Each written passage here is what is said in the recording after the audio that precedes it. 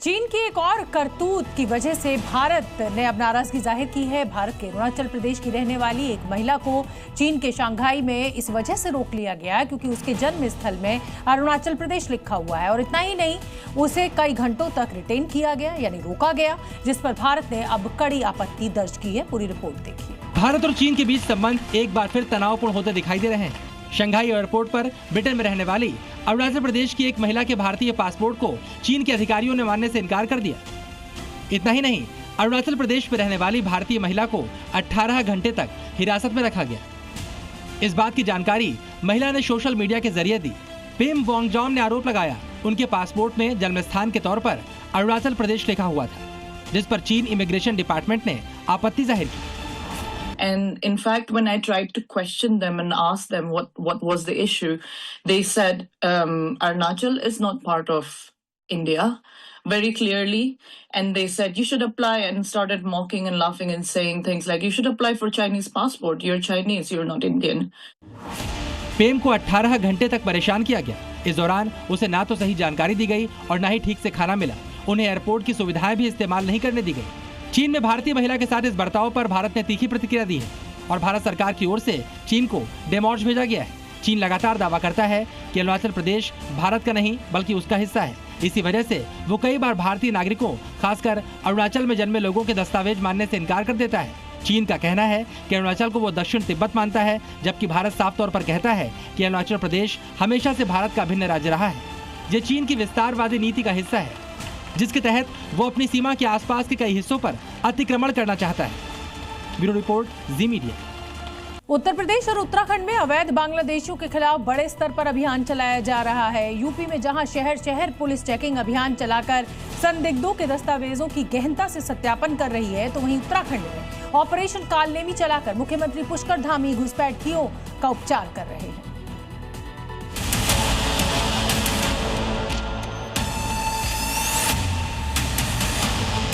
बांग्लादेशी घुसपैठियों के लिए और वक्फ माफिया के नाम पर कब्जा करने के लिए 1 इंच जमीन नहीं देने वाले हैं।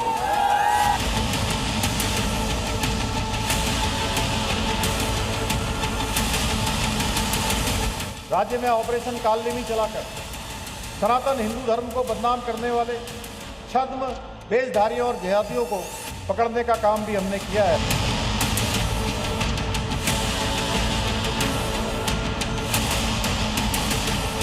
उत्तर प्रदेश से उत्तराखंड तक अवैध बांग्लादेशियों पर स्ट्राइक जारी है।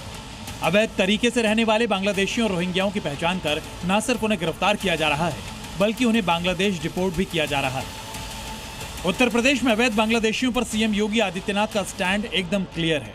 वो साफ कर चुके हैं कि अवैध बांग्लादेशियों को यूपी की 1 इंच जमीन पर भी कब्जा नहीं करने दिया जाएगा। योगी के आदेश पर पुलिस फोर्स शहर शहर और गाँव-गाँव चेकिंग अभियान चला रही है। इसी कड़ी में कानपुर में पुलिस को चेकिंग के दौरान लगभग 1000 संदिग्ध लोगों के बारे में जानकारी मिली, जिनमें 100 लोगों की पहचान अभी भी संदिग्ध है।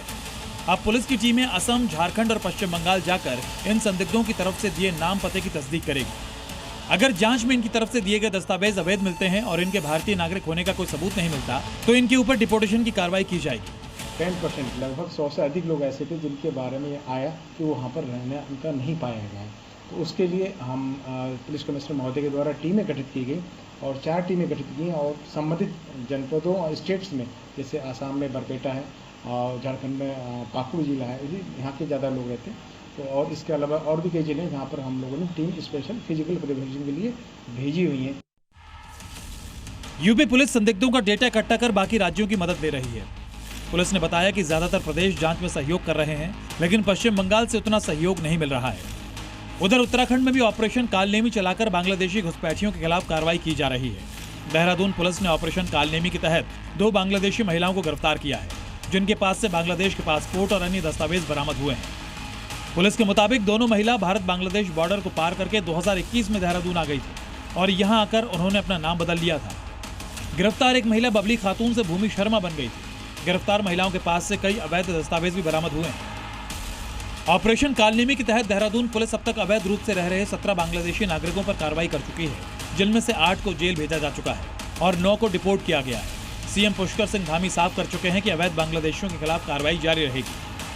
लैंड जिहाद, लब जिहाद और थूक जिहाद जैसी घृणित मानसिकताओं के खिलाफ भी कठोर कार्रवाई सुनिश्चित की है। राज्य में ऑपरेशन कालनेमी चलाकर सनातन हिंदू धर्म को बदनाम करने वाले छद्म वेशधारियों और जिहादियों को पकड़ने का काम भी हमने किया है। वहीं लैंड जिहाद पर कड़ी कार्रवाई करते हुए 10,000 एकड़ से अधिक सरकारी भूमि को हमने लैंड जिहादियों से भी मुक्त कराया है। चाहे यूपी हो या उत्तराखंड, दोनों राज्य में अवैध बांग्लादेशियों के लिए कोई जगह नहीं है। दोनों राज्यों की पुलिस बड़े स्तर पर ऑपरेशन चलाकर संदिग्धों की पहचान कर रही है। जांच में अगर दस्तावेज अवैध मिल रहे हैं तो पुलिस उन्हें वापस बांग्लादेश भेजने में देर नहीं कर रही। ब्यूरो रिपोर्ट, जी मीडिया।